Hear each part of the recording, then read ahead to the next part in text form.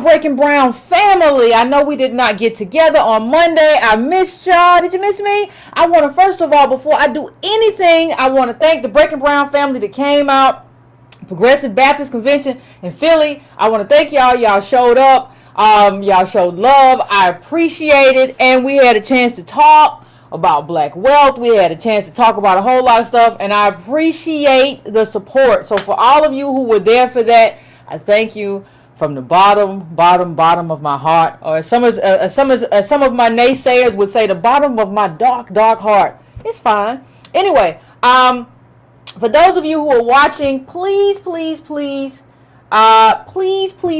the like button. If you're not subscribed already, I think most of the fam in here probably is, but if you're not subscribed already, please hit that subscribe button. Just hit that and just tap that bell for me so you get notified when I come on. BreakingBrown.com is up, but it's still going through some renovations. I'm kind of weird that way, in terms of like, I like what I like, and I've been going through this for a while, but I still haven't forgotten the form, and I'm working on all of that good stuff, with the renovation of the site. I haven't forgotten. Also, so you can still go there and donate. One time you can donate, a cyclical donation. You can also go to Donate Brown, and you can also subscribe to the newsletter, which is $2 a month. And you can go to patreon.com/ycarnell. I know sometimes I forget to say all of this stuff. Also, for free, you can go to subscribetobrown.com and just add me to the mailing list, because I don't know, as I've said before, how everything is going to pan out in YouTube. It's funny, like, people, you get accused of like, oh, Yvette's just doing this for money. Like, you don't realize how many of these videos get demonetized. But that's a whole nother discussion. I'm just telling you, I want to add everybody to the mailing list so that I have your subscribetobrown.com, so that I have your email in case one day I wake up and there's no channel. It's possible. So please take care of that for me if you have not. What's going on, fam? What's going on, Conscious? What's going on, Yvonne? What's going on, Move Coof? That's interesting. Anyway, everybody, we have something that we have to talk about. There's no way to not talk about it. And if you all follow me on Instagram, I think it's ycarnell Instagram, you know that I already hit this. I put up the video, but I'm going to get to that. I put up the video about the Mexican workers who walked out and the black guy who filmed it who lost his job. I'm going to get to that though, but what I want to do first, I want to provide a little bit of context in the sense of how we have to talk about being made black while everybody else was being made white. Okay, so you saw everybody from Italians to the Irish to everybody. You saw everybody else get made white and get all the benefits of whiteness, which is kind of a made up category anyway that we talked about. And you saw everybody else get into this and get to take advantage of whiteness while we got designated black. But let me tell you what's kind of happening. And you should never be upset that somebody, especially any politician, is being criticized. So please get out your feelings before we get into this. Get out your feelings. It seems that white supremacy is a very, very slick and serpentine and villain in that sense. The way it maneuvers through conservatism very strongly. It maneuvers through neoliberalism and liberalism very strongly. But sometimes it also maneuvers through leftism very strongly. So what I want to talk about is how it does that. But what I want to do as well is provide a context for the conversation that we're going to have about this black man and and what we're going to have about church breaking brown. Appreciate it, fam. Appreciate the donation. And the conversation we're going to have about the limits of solidarity and how you have to define the context for solidarity. There have to be terms of agreement. So I saw this, and let me just put this up, and I'm gonna try to I'll resize it, but I'm gonna make it a little bit larger first. But this is just a picture of Alexandria Ocasio-Cortez. You all remember her. Everybody got caught up in their emotions when I actually did a video about kind of misrepresenting yourself as like working class when you came from a good community. But what she went to LA, right? And when I went there, Antonio, took me to Antonio Moore, friend of the show, Tone Talks, what's up, to Skid Row, and I saw all of this that she's talking about as well. But I want you to pay attention. I really want you to pay attention, and I'm going to bring it down so you can read it with me to what she says. She says, from NYC to LA, runaway housing markets, community displacement, and lack of mental services creating an exploding national homelessness crisis. Today I walked through LA Skid Row. This is what a crisis of greed, speculation, and apathy looks like. Now I want you to watch that for 1 second, and I want you to tell me, I'm just going to let you look at it. I just want you to tell me if you see anything missing from that conversation. Let's just play a little game, like name where everything went wrong. Okay, let's just name where it went wrong. Do you see anything wrong with the conversation that she's having? Now see, here was my response tweet. This is also what race in America looks like. What race were most of those men on Skid Row? This isn't only a class discussion, it's also a discussion of how race is used to make class and choose winners and losers. Let me tell you something that's happening, ladies and gentlemen. Breaking Brown family, something that's happening across the board is that what we see is like this erasure, this kind of erasure of race. So you want to talk to me about class and speculation or whatever, but you don't want to talk to me about how one group was made the bottom and everybody else got the success and benefit of that one group being on the bottom. You don't want to have that conversation. You don't want to have that conversation, and you don't want to do the work for a specific group. You think you can do the work for just all working class poor people because we're all poor the same. See, what you're doing is, and we've talked about this, fam, what you're doing is minimizing the contribution of the descendants of slaves. Because if you just walked across the border as a Mexican immigrant, you're not the same as me or my ancestor or the legacy of my people. But that's what this kind of does. That's what this kind of tweet does. It erases race. So race was used to put us on the bottom and have everybody eat off of the fact that we're on the bottom for centuries. But now we get to a place and it's just about workers. As if racial capitalism and racist capitalism isn't a thing, and if it never ever existed. And we see that, this is from HuffPost. It says, homelessness has a black face. Homelessness has a black face, and it does. It has a black face. It's not just that is the largest congregation in Los Angeles, the largest congregation of the homeless, and it's mostly black men there. But you don't want to talk about the racial makeup of those men. You want to talk about, well, it's all people of color. But let's just provide some context. The face of homelessness, and this is from that same HuffPost article, has a majority black face. In Los Angeles, African Americans account for 9% of the general population, but over 39% of the homeless population. The issues have plagued African Americans for decades, have a complicated issue of racism, poverty, education, careers, family stabilization, and affordable housing. Okay? This is not a situation. This is not a raceless situation. This is a situation of what happens when you put descendants of slaves on the bottom. And let's talk about how they got on the bottom, because nobody really wants to talk about how they got on the bottom. And you'll see the same. This is a Guardian article about the same thing. I never realized how black everyone is. The uneasy truth about America's homeless. You can Google it, look it up. This is what it is. And I think, if I'm not mistaken, the man in the picture is like Rodney King's brother. And it was in the newsletter. If you are subscribed to the newsletter, you already got to what I say, do your homework for the show. But what we also don't want to talk about, and a lot of this comes from not wanting to have a specific kind of conversation. You know, we have gotten to the point as descendants of slaves, as native black people, that we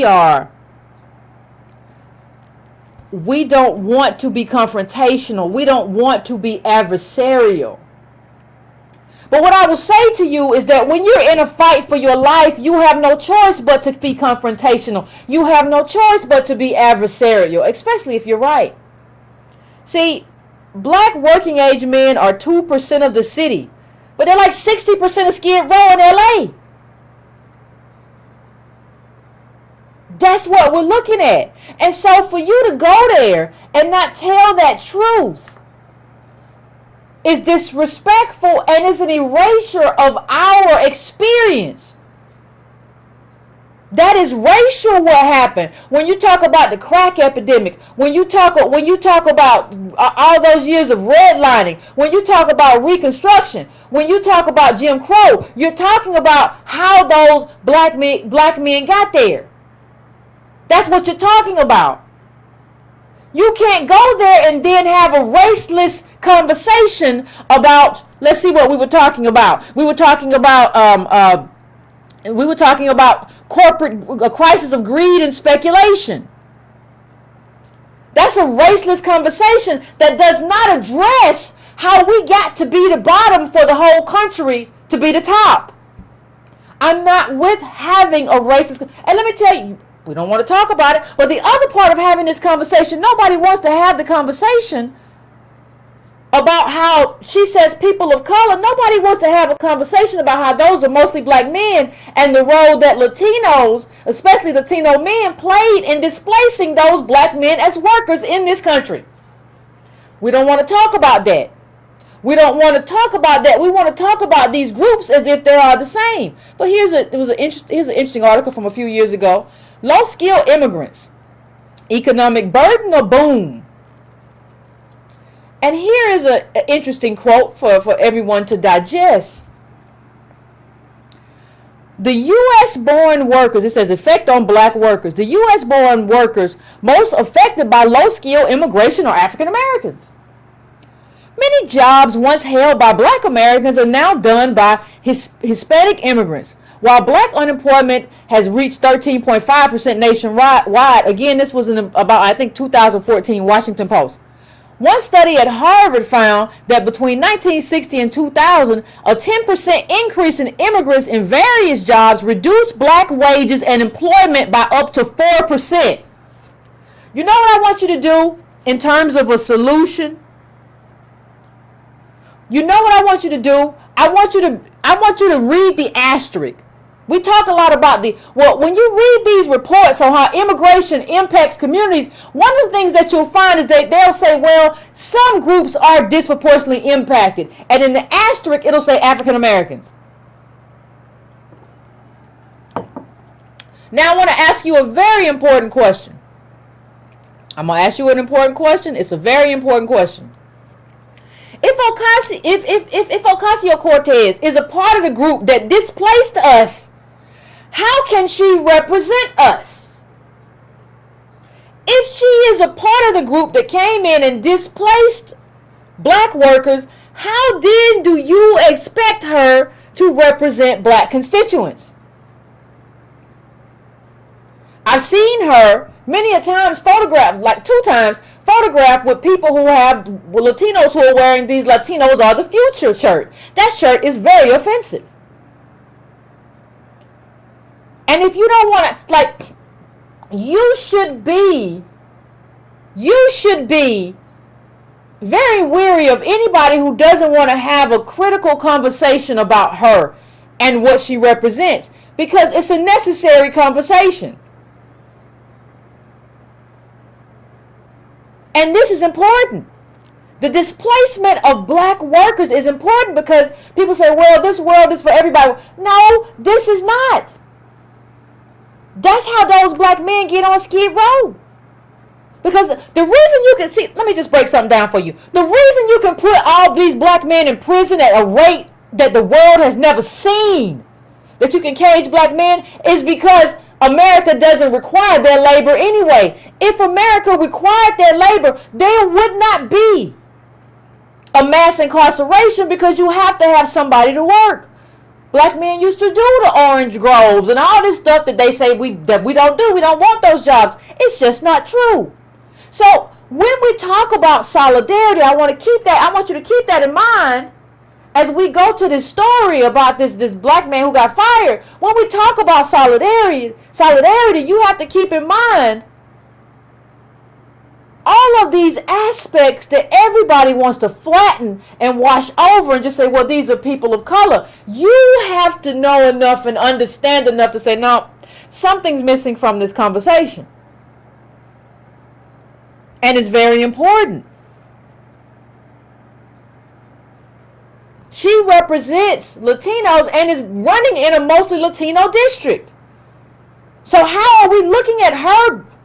Descendants of slaves, American black people, DOS, how are we now looking at her as like a national leader? You better be very careful before you get caught up in this. Before you get caught up in this, well, she went to Skid Row, this idea of her as a national leader. You better pump your brakes. Because this is not what we need as a national leader. Now, another aspect to this in terms of like the conversation that we're having, and this is the conversation that we're going to have this evening. When we talk about everything, we want to talk about, people like to talk about solutions, but part of what it is to have a solution is about how everything is defined. How is everything defined? How is it discussed? What are the parameters for the conversation? So I saw this came across my feed as I was going through stuff. I saw this in Jacobin, and it was we rise together. And I said, oh, that's very interesting.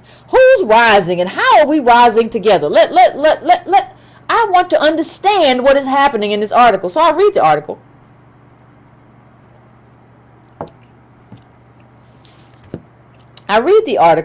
And the article basically says there's a black man.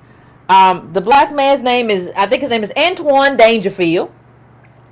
And he got fired. He was working as a contractor for a hub that was doing work for UPS or somebody. And there was there were Mexican workers who were working for another contractor.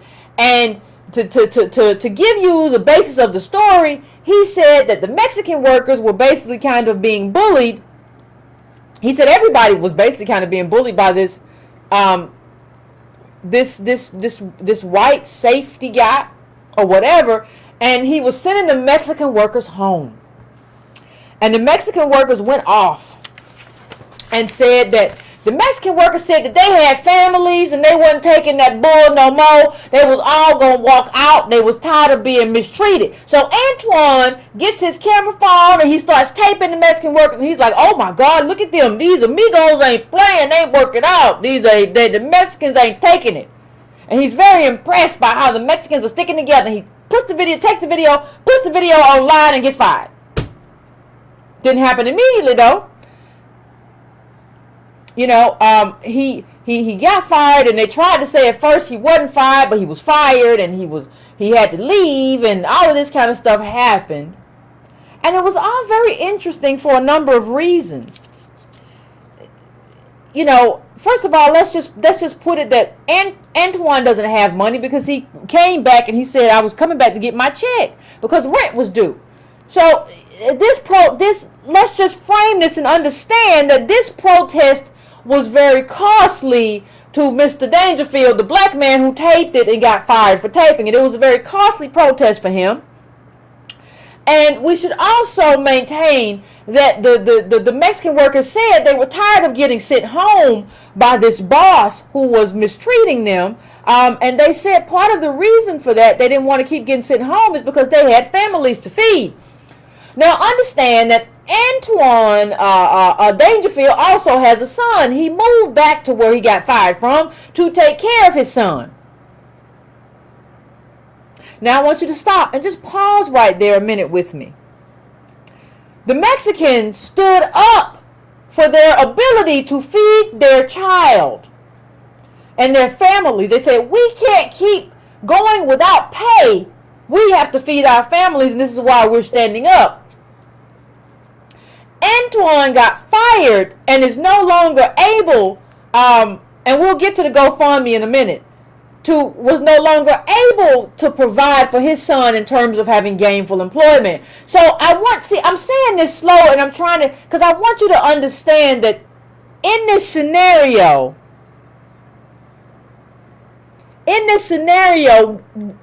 Antoine lost, and the Mexican workers won. They're back at work. And there was one article that was, I think it was from The Root, where the worker was like, we wonder where you was. Don't you always love it when people, that's always the role of people who just ain't really had your back no way. I wonder where you was. I didn't know where you was. You got fired? Oh my God, that's wrong for that. That is so wrong. I'm gonna just pray for you. I'm going to just think about you, and you've been on my heart. And that's what they did to him. You wasn't here? I thought you was here. I can't believe you weren't here. Oh, man, they let you go? But see, let me just tell you something. And Antoine said he did this because he talked about something that we have to stop doing. And I'm just going to put this up. He said, I just felt that power, man. It just felt good. They were walking out with their heads up strong. It touched me. That's why I was like, wow, this is it was beautiful that they came together like that and stood up for themselves. To not let that dude walk over them. And so what you have is Antoine walking out over something that felt good. But what I'm telling you is that it's time to focus on your material benefit, your material advantage in life, and your material disadvantage, and not focus on how you felt. You have to understand that you have to make the best choice for you. And you cannot make that choice with people who are not in solidarity with you. So Antoine is fired. He's picked up his last check. They have a sign up now and says that Antoine cannot be allowed on the premises. Meanwhile, the Mexican workers are still working. And let me just say, I read Jacobin, but y'all ought to be ashamed of yourselves. Because solidarity is shared sacrifice and shared benefit. There is no solidarity, hear me please, there is no solidarity where you eat the failure and you eat the cost and somebody else eats the benefit. That is not solidarity. Solidarity is we go up together and we go down together. And he has this thing and he says we rise together. We rise together, homie. Well, it's not rising together if you got fired, Antoine. Let me ask you a question. You say we rise together, but did y'all fall together? It looks to me like you're the only one who fell, Antoine. Looks to me like the one who was on the bottom and who didn't have no job no more was Black Antoine, not the Mexicans. Looks to me like they had solidarity with each other and not solidarity with you. And let me tell you what else I don't want to hear. I don't want to hear people telling me, well, Yvette, they're non-English speaking people and they probably don't even know what's going on. Ignorance is not an excuse for you being in solidarity. And if you want to talk to me about how they might not speak English, I don't know what they speak. But I'm just saying this has been one of the criticisms that I've got. Well, this just shows the limitations of solidarity with non-English speaking people. This just shows you that limitation. We should think about that. We should think about the solidarity that we can have. If you can't talk to me and have a conversation with me about what we're going to do tomorrow and how we're going to fight the corporate world and the corporation and the owner class, then how can I have solidarity with you? If you did not stand up for me and protest for me, how can I have solidarity with you? If you're not willing to sacrifice for me because the video I put online went viral, got 1 million views, and that's the reason people paid attention to this, and that put pressure on the company in terms of rehiring me, if you cannot have solidarity with me because obviously you didn't think enough to videotape your own protest, then how can we be in solidarity together if I have to eat all the costs and you get all the benefit? I don't know how that's solidarity. I don't understand that. I don't understand how any of that is solidarity. I just don't. Now you see, now this is our boy Antoine Dangerfield, and this is at the root. The welder fired over filming a viral strike explains how it happened. Now pay close attention to Antoine, because Antoine's gonna say some stuff that don't make any sense in this article. If you're reading this right now, please take a moment and you can go find this article on your own and see what Antoine said. And here's a hint: most of it don't make any sense. You know, we have to understand the consequence of the choices that we make. Antoine has a son. He has to understand the consequence of the choices that he makes and the choice that he made on that day. He has to understand the consequence and the cost of that choice. And he says something very interesting. And I'm going to pull it up right here. He says he doesn't necessarily want his former co-workers, the Mexican, he got fired for showing their protest. He doesn't want those co-workers to protest. He says, I didn't want to lose my job. So I definitely don't want nobody else to lose their job from no protest, he said. Everybody got family, you know. I don't want nothing like that. That's what Antoine said. Antoine said, I don't want nothing like that. I don't want nobody to lose their job. And I want to say something. I have to, before I go on, I got to criticize black men. Yes, black men, it's your time. Because black men have a problem. And I call that problem the I problem. I just stood up for what I believed in. It's alright, because, you know, I came to Atlanta with some pair of Nike shorts and some flip-flops. So I'll be alright. I didn't even have no shirt. I'll be alright. Ain't like you gotta worry about me. I just stood up for what I believe. I'm gonna be alright.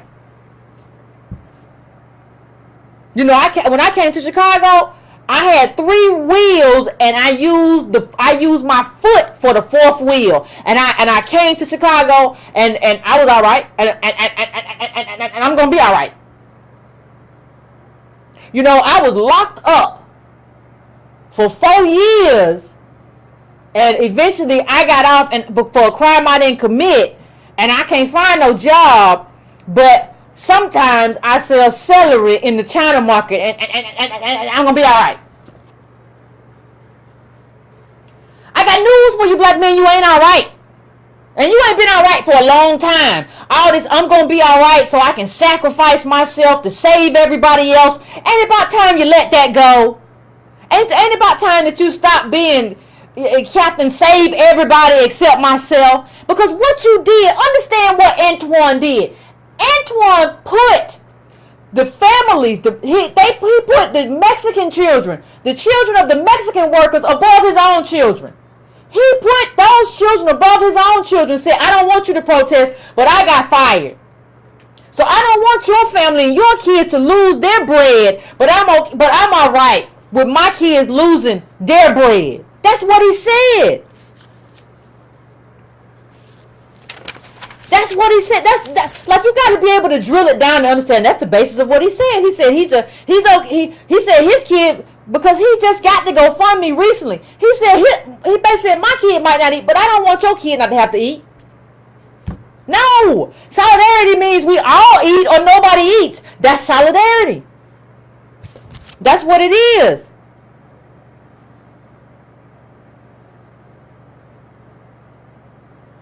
That's what it is. You don't get, if you want a solution, people always talk about a solution. Here's one solution. You don't get to worry about other people's kids more than your own. Say that one more time. You don't get to worry about other people's kids more than your own. Your own kids are a priority. That means you have to have a check coming in. That means you cannot sacrifice yourself or your job for some Mexicans who you don't know and who are not going to stand up for you.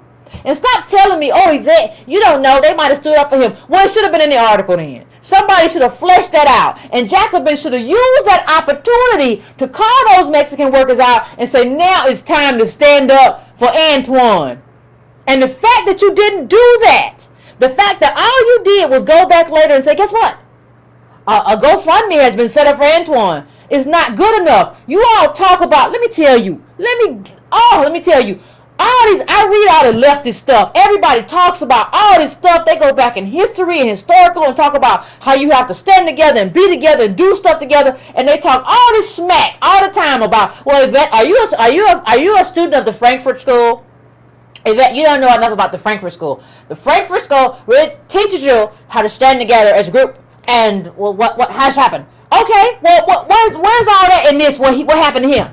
Why did you just write that interview and you didn't say anything about what needed? Why didn't you employ all that stuff you say you know about solidarity and what defines solidarity? Why was that not in your article? Why does nobody ever call, when you have immigrant workers, nobody ever says, you immigrant workers don't know what you're doing.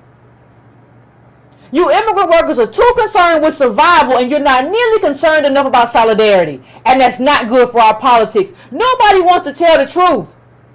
And don't tell me I'm being divisive. I'm not being divisive. I'm not being divisive at all. You know who's being divisive? The Mexican workers who decided that they weren't going to protest for Antoine. When you came to work and found out Antoine wasn't there no more, you should have walked out again and said, we're going to walk out, amigo, until Antoine is back at the job. The fact that you didn't do that lets me know you're not in solidarity with him. And that lets me know you're not in solidarity with me. Antoine may be okay with letting his kid not have enough so that he can feel good about himself, but I'm not okay with that. And nobody should be okay with that. That's not how collectivism works. And so one of the things, that we have to think about in terms of just in terms of how we understand what happened to good old Antoine is first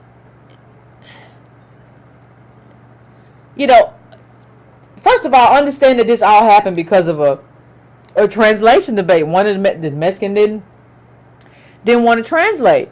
But I just keep going back to Antoine, this thing. He said, no, we got families and kids. We're not about, to let these dudes do whatever. Antoine didn't do that, though.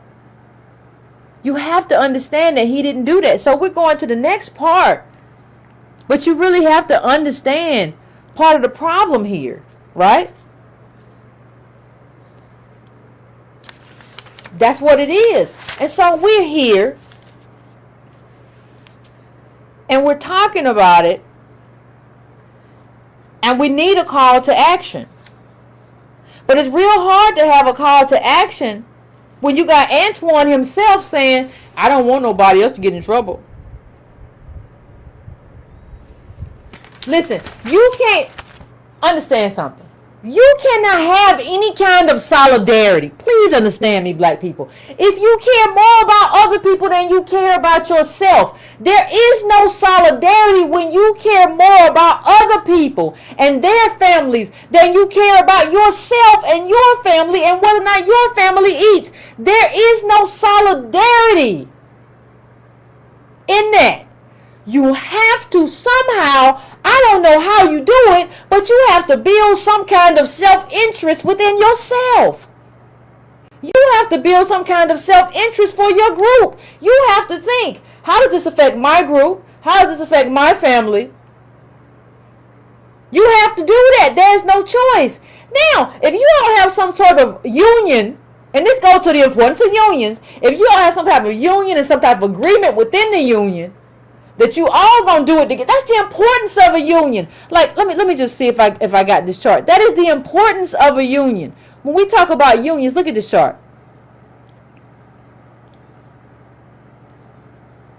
And I want you, as union representation fell, the share of income going to the top 10% rose, 1917 to 2012. It's worse now.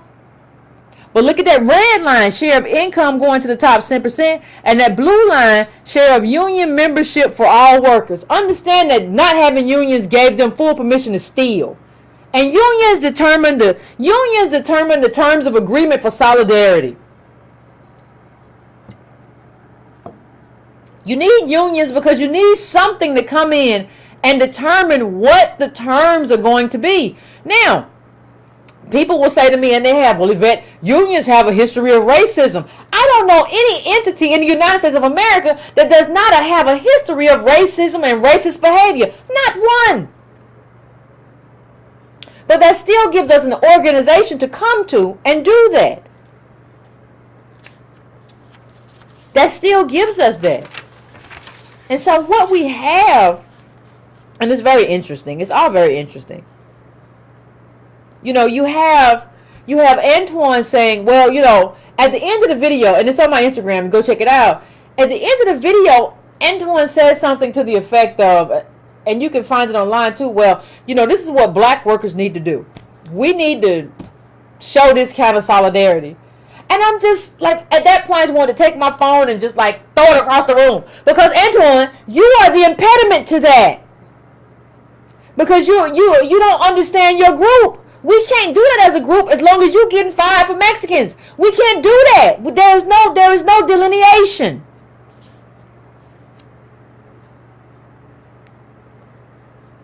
And these workers didn't organize to kind of figure out if they're walking out or would close the factory and lead to factory closing and other black workers losing their job. This was a self-interested Mexican worker act. It was not, they didn't take you into consideration at all. It was done with only their self-interest. And you really shouldn't have even posted the video, Antoine. They got camera phones, they got Cricket. They should have posted their own video. Because you weren't included in this at all. And let me just, you know what I want to say, a lot of people are talking, let me see if I can bring this up. I hear a lot of people talking about, well, Yvette, you don't understand. Antoine has raised $38,000. $38,000 and raised a bunch of money from the GoFundMe, and so Antoine is doing very, very, very, very well. I just want to remind you that your employment history can be very important in terms of you getting future jobs. And I want to remind you that $38,000 or $40,000 or whatever it is isn't a lot of money. That's like a year's salary for like probably what Antoine does. And like we're going to forget about him, but we're not even going to think about how this could potentially impact his future employment. And I know he's talking about, well, I got some offers. No, it's not the same thing. And if you read the Root article, he's already talking about maybe I should give some of the money to the homeless. Antoine can't count. So Antoine doesn't know enough. No, you don't have enough to give to the homeless. You got a kid and you just got $40,000. You need to get another job if you can and just put that away for the kid. You don't have money to go out here and be Robin Hood. Why can't we count? You brought a kid into this world, so you got a college fund and all kind of stuff to do. You don't have money to give away to a bunch of different. You got a kid. I don't think you understand what it means to have a child.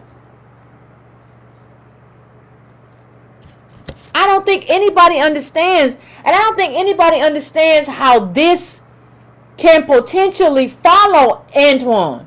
See, we're not going to be talking about this in a year and a half. But if somebody looks up his record or whatever and says, well, give me the last 2-3 places you work, not just one. Nobody looks at just the last. Well, where else you work? And they find this place where you walked out because of what? And look, let me just say something. Kaepernick can't work right now.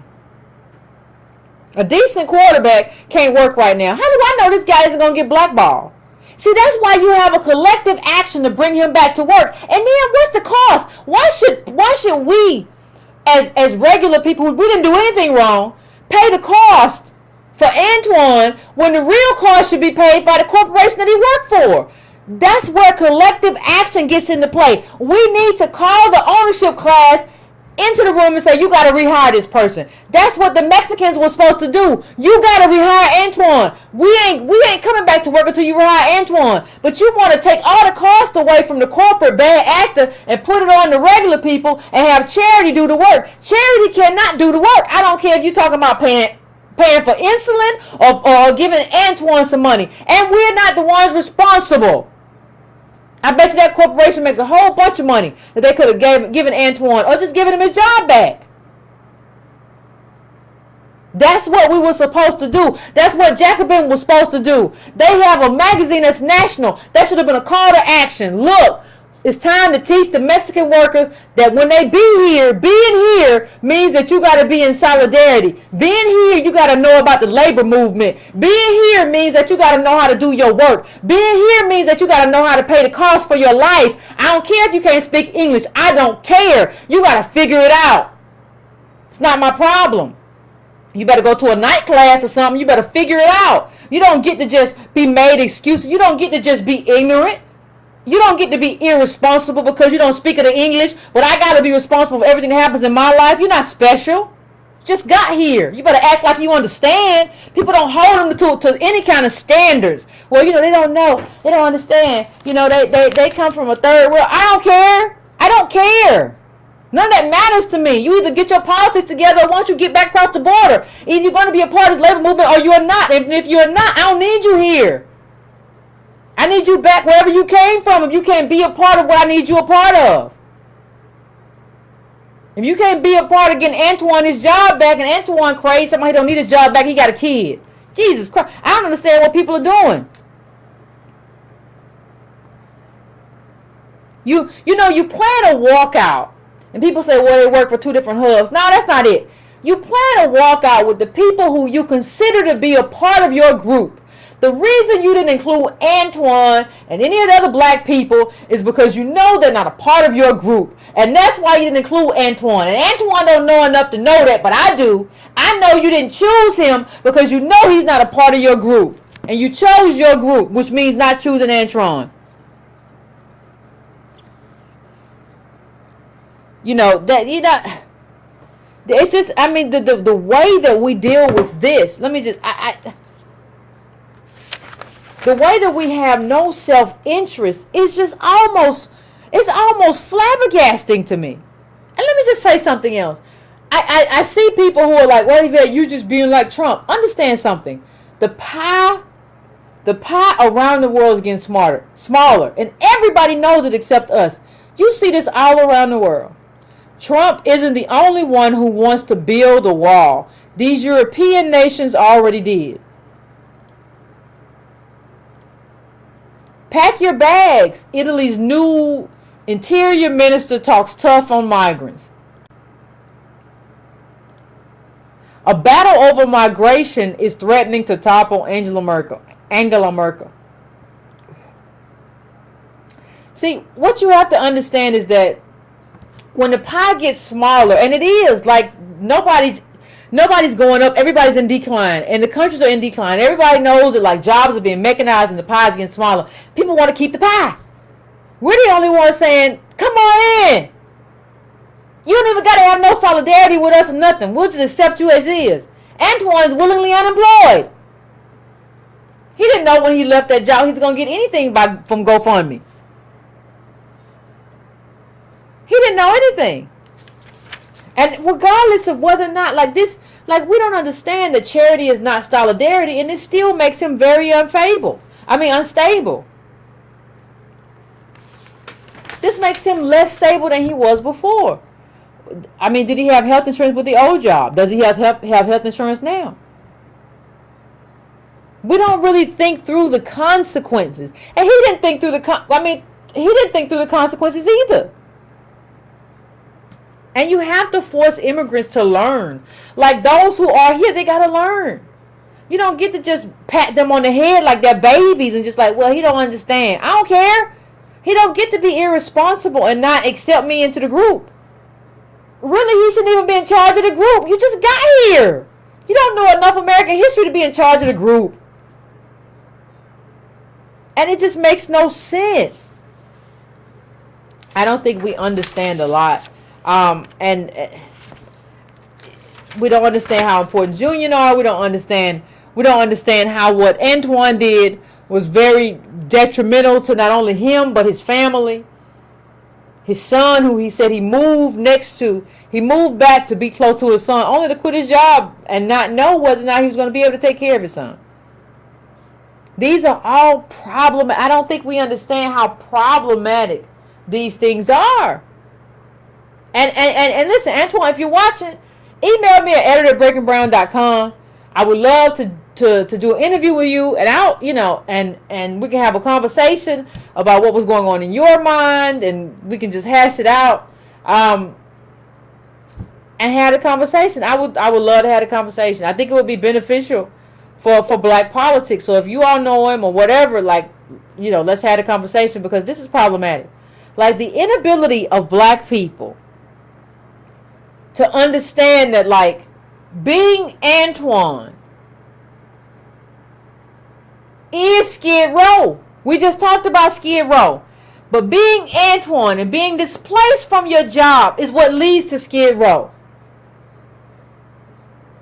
You cannot cheer for Antoine and then say, oh my God, it's so awful to all those black men that they're on Skid Row. It's just, oh my God, what can we do? Well, what you can do you can't be Antoine. You can't put other people's interests ahead of your own. You cannot do that. You cannot put the bellies of other people's kids ahead of your own. There has to be some self-interest, and there cannot be no more, all right, black men, stop that stuff. I'm going to be all right. No, you're not. Everywhere I go, I see you homeless. I just left Philly. Y'all was homeless on the street. In Atlanta, I go there. I keep $1 bills in my right pocket when I go downtown Atlanta, because I know it's black men down there homeless. They're going to need money. They're going to ask me for money. I give it willingly. It's in my right pocket. Just $3 here, $3 here. Because I know when I go there, it's going to be a bunch of homeless black men. Stop telling me you're going to be all right, because you ain't, and you never have been. You're going to be homeless. Because who has your back? But you got to have your own back before anybody has your back. You can't expect anybody to have your back if you don't have your own back. If you don't have your own self-interest, you can't expect somebody down the road to say, well, you can come in, move here, or whatever. Now you got yourself fired. Why you get off my porch? You got yourself fired. Nobody told you to do that stupid stuff you did. You didn't get fired for standing up for DOS or nothing. You got fired for, why don't you go ask them if they got a place for you? I don't really have sympathy. If you stand up for DOS, or if you have some type of agreement with another group and you stood up and they didn't honor the agreement, I get it. But you didn't stand up for my people. What you on my front porch for?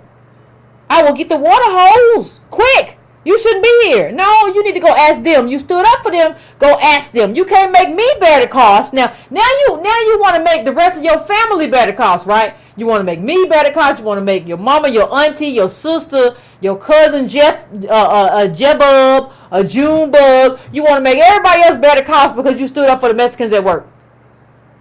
Because we don't know what is going to end for him. He got $38,000. Okay, that's a year. That's a smooth year. What happens after that? And you're already talking about giving it away. What happens after that? Nobody wants to have a real conversation. And that's the problem.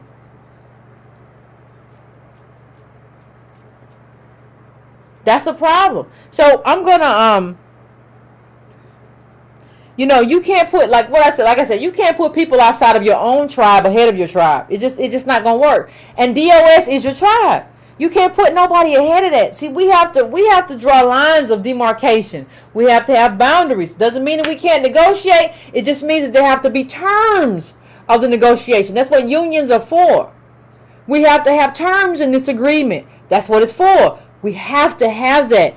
Black people, it is my DOS, American black people, it is necessary. You got to stop thinking of yourself, I don't need nothing, I'm all right, I'm going to be all right. I'm going to be good. I just felt good taking care of and doing the right thing. That's not good enough. It has to be tangible, material. What can you link this to? Is this better wages? Is it, in terms of your income? Did you get a windfall of some sort? You have to be able to link this to something tangible. And if you can't, that's your first clue that it's a problem. So I'm going to, we're at the 50-minute mark. I am going to take a quick break. I want to hear what y'all got to say. As always, I want to hear what the Breaking Brown family got to say. I missed y'all. So we're going to go to break for about 3 minutes and let everybody call in, and then we'll have a conversation.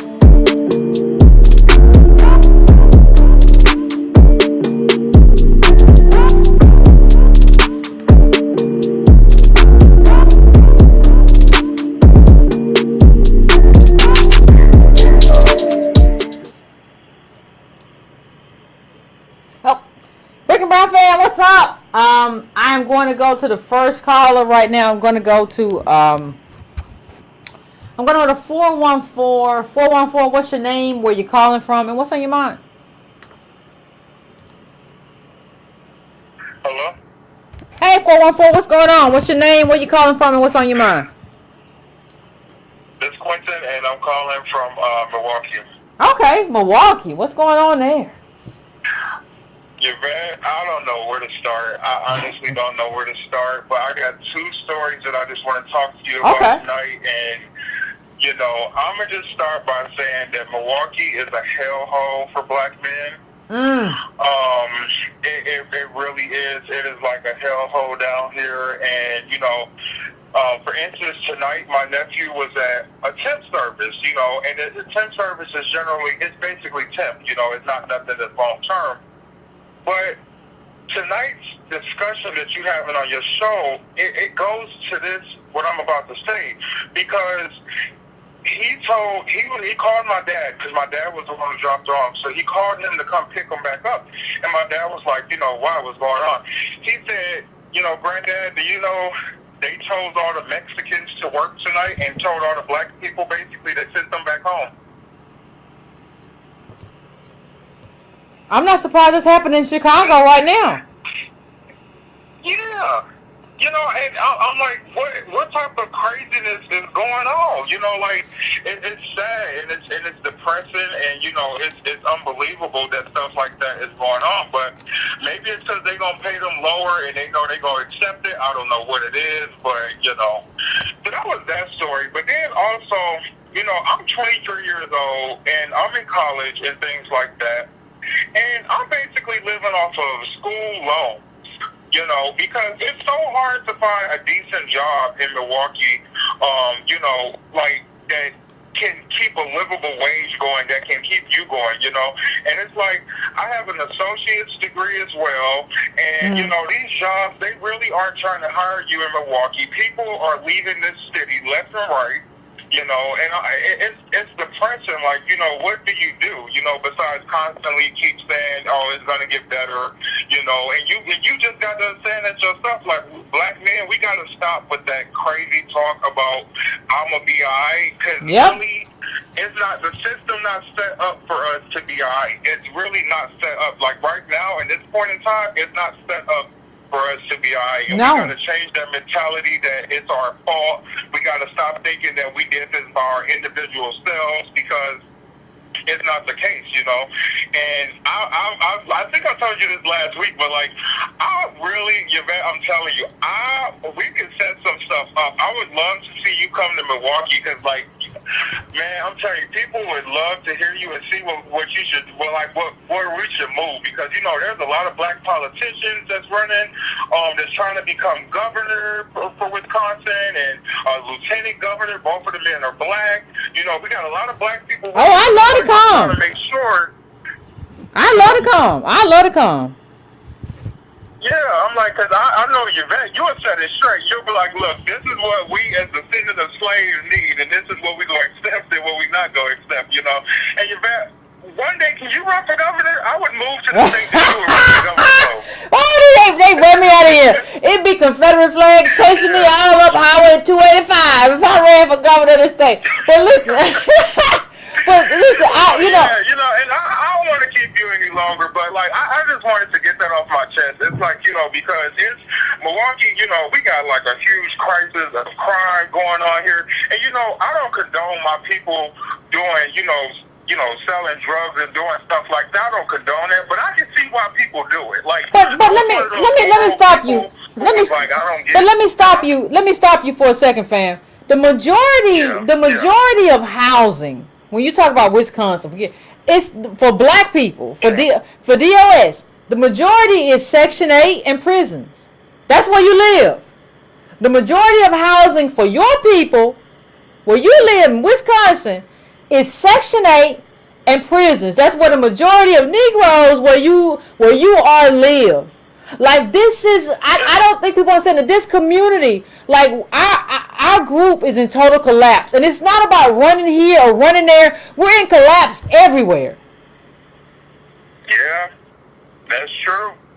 That is very true, because I mean, my family, a lot of my family came from Chicago, and I mean, they was running the poverty and the problems that was going on in Chicago, and then we came to good old Milwaukee, but this city has went down the hill over the last decade. Oh, that city you in is awful, but it's everywhere. But it's everywhere. Like, it's getting, like, Milwaukee's awful in terms of, like just poverty black people. You in prisons or you government housing. That like, I don't think people understand what that indicates. That indicates a society that's in total collapse, like a group that's in collapse. And it has to be, because it's so big, it has to be for systemic reasons. You can't have an individual reason for a whole group being in collapse, right? So what we have is a failure of government, and government picking us to be on the bottom consistently. That's what we're looking at. And the problem is everybody's not looking at it. According to racial dot maps, listen to this. According to racial dot maps, all majority black neighborhoods are low-income housing or prisons. That's what it is where you are. That's what you is in Wisconsin. Like, that's where the black people are. They're in prison or Section 8. Ain't nowhere else to be. That's a collapsed community. We should be outraged. We should be in the streets. We should be fighting. We should not be watching videos of how we going to be millionaires. Like, we don't understand who we are. And that's the problem. Yeah. Yeah, and it really is, because and you're absolutely right with that. I have two sisters that are on Section 8 that stay in Wisconsin. They don't live in Milwaukee, but, they are in Wisconsin. And then, it's like I have a brother that's incarcerated, another brother, and the other three of us live with our parents, Got to. It's like, it's wild. That's all. You got to. Where's she going to be? Wild. Where's she gonna be? And you gotta stop feeling, and you can't feel bad about it. Parents should have done some real politics to make sure that wasn't happening. You can't feel bad about it. Old people better start being quiet. You better get somewhere and hush. It's like, yeah, but you know how it is. Like, when you get a certain age, and a lot of our people are the ones to do this, they'll be like, once you get this age, when do you plan on moving out? When do you plan? I'm like, are y'all trying to throw us to the wolves? I'm like, I don't know how that works. Hold on, fam. These people didn't do the work for you to move out. Understand that. And understand that in order for you to move out, you needed parents that did the work for you to move out. Meaning they had to keep that affirmative action door open. Meaning they had to get in these streets and do the work. The stuff about moving out was fine when there was a bunch of jobs and there was a flooding of immigrants to replace our jobs. Then when there's a flood of jobs, you can say, well, why don't you move out? You see, Leroy got a job down the street. He's a welder. Then you can say that. But if you didn't do the work to get me to move out, you can't tell me to move out. What you can do with your old soft body is get in the corner and be quiet. That's what you can do. That's what you can do, because you didn't do the work for me. I'm not trying to be mean, but you didn't work for me. Like, now, if you got a picture of your mama or your daddy marching with King or whatever, then I understand. They did the work and it didn't work out because enough people didn't do the work for them. But it still didn't work out. You can't tell me where to be or what to do. It's not how this works no more. Yeah, and a lot of them, it comes from the baby boomers. A lot of the baby boomers are always the ones telling me, like, they were like, at your age, I was already out of the house. At your age, I was married. But they don't understand timing. I'm like, okay. Yeah, but they don't understand timing. Like, the Immigration Act passed in, 1965, 66, right after the Civil Rights Act. So you were timed when the labor was given to you. There were jobs plentiful. Not only do we have immigration, we have mechanization. You don't understand timing, so please stop talking to me about what you did or didn't do. It's very easy to do what you did given the timing. You don't understand. You don't know enough to talk to me. So why are we having this conversation? I feel you. Well, Yvette, I want you to let your other callers through, but I will say, I'm going to leave on this by saying, Breaking Brown family, we need to start a logo called Yvette for Governor. We don't know what to think yet, but we need to get that logo out there. You try to get me hemmed up, Sam. I appreciate you, bro. I appreciate you. Y'all ain't going to get me hemmed up. Y'all ain't going to get these Georgians out here chasing vet. Out here just because I say stuff people don't like. I have to be underground. Y'all ain't got no bunkers. Black people ain't got no bunkers. I need a bunker. I need somewhere to be when all the stuff falls apart. We ain't got nothing but a kitchen and an iron. What you want supposed to do that? Anyway, I'm going to my next caller. I'm going to 443. 443, what's your name? Where you calling from? What's on your mind? Yvette. This is Trayvon. How you doing tonight? What's going on? I'm doing pretty good, Trayvon. How about you? I'm doing pretty good. Man. I just can't believe, I can't believe it. It's reaffirming in the worst way when people keep showing you who you are, but the people that are supposed to be who you are don't know who they are. You know what I mean? And time again, black people are just left to fend to themselves. It's amazing. I know you didn't mention it, but you briefly mentioned it, but she's considering donating the money. She's considering getting a food truck and all these things. Wow. It's not that much money. It's just if you talk to this dude, we just gotta give him 101, a political education. It's apparently lacking. Yeah. It's so just disappointing. No, I agree. It's so disappointing. I agree. When I saw him talk about donating, like, what responsibility is there on you as a American black descendant of slave to donate this little bit of money? This is a year's worth of money, maybe, and you're gonna need every bit of it, right? So why do you feel like this responsibility to give that money away? It made no sense to me. He got a nest egg. Maybe he's a secret millionaire. Maybe, I don't know. $40,000 is not that much money to me. It's 1 year's of work, especially before tax. Yeah, it's 1 year work before. It's 1 year work. Also, I just wanted to say one last thing. Go ahead. Oh yeah. It's just I was on your when I saw the video, I saw it on your Instagram page, and I was engaged in the dialogue that was going on there, and I'm just wondering, it just brought me back to this point of what you said in the earlier show about how the white feminists try to get over on us. It seems like everyone is doing the same thing. Everyone wants reconciliation without redress. So at least acknowledgement and complicity. We're the only people with laws striked against us on the books, where everyone, including our own, owned us. No one, we don't talk about that enough. We don't talk about that. Consistently, fam. Consistently throughout time.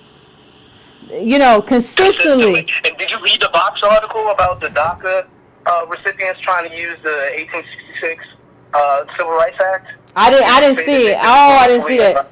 I didn't see that, fam. Oh. You should take a look at that. Oh. Take a look at it. We're about to lose our birthright, it seems. It seems like being a descendant of slaves is going to be insignificant.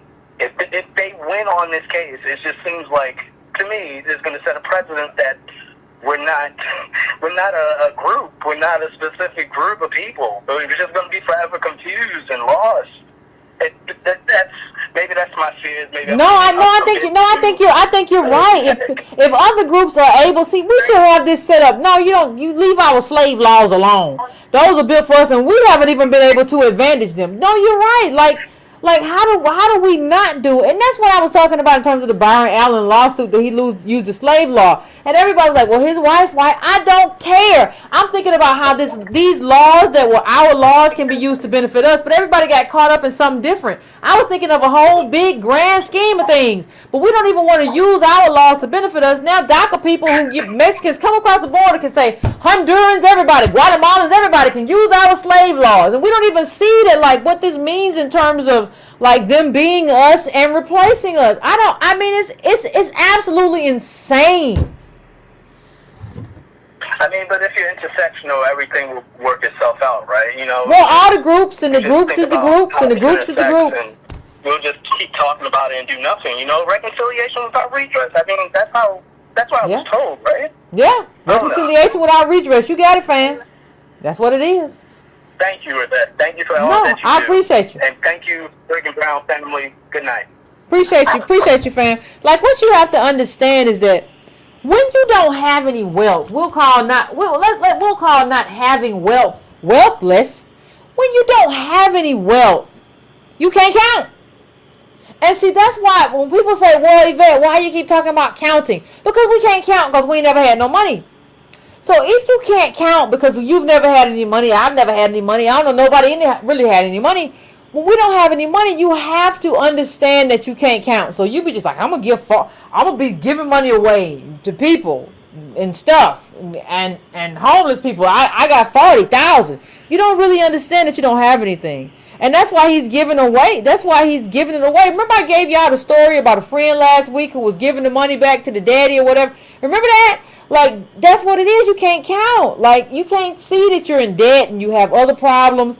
You can't count because we never had wealth. Like, being robbed of wealth has robbed us of the ability to count and really like to assess where we are, and to assess where we are in the context of where America is and what it costs to be American. And I told y'all the story a while back about being in a restaurant, and there was some white people, and the restaurant was mostly white. And I told my friends, listen, don't have no appetizer. You got 2 drinks and a meal. That's it.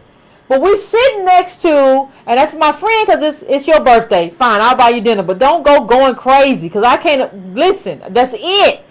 The next table over, there's a white family, and like they're literally pouring bottles of wine into other people's mouths. It was like 4 bottles of wines that night. And they don't care. Like, they live this carefree life. Oh, and I'm here like 2 drinks.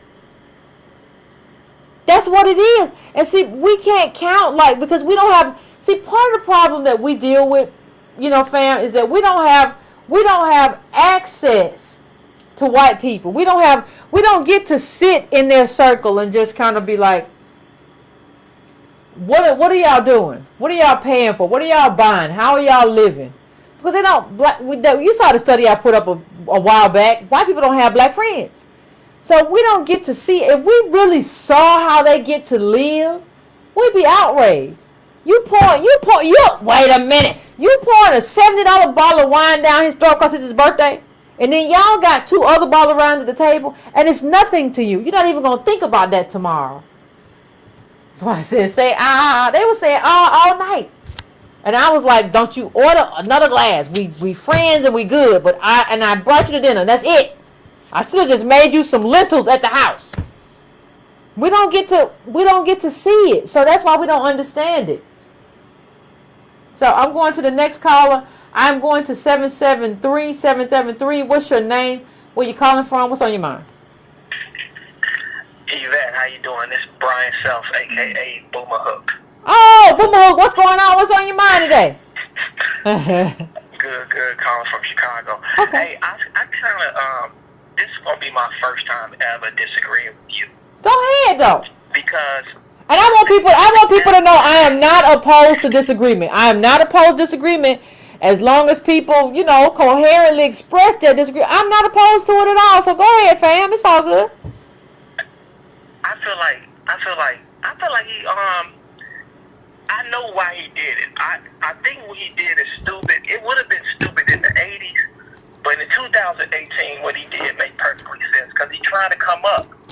He trying to use the internet, and he trying to come up. And as far as I can see, he kind of did come up because the job he had wasn't really a good job like that anyway. Those kind of like temp jobs. You work them like 6 weeks here, maybe 3 months here, and then when you work in 3 more calling you, and you're not really taking it that serious anyway, those kind of jobs, because they don't come with no kind of benefits. It's just like really temp work, and it don't pay that much, and he didn't really care like that. Now, if it was a good government job he did this, I would be totally with you. But and then he thinking like, I got this 40 G's from this. He was trying to come up.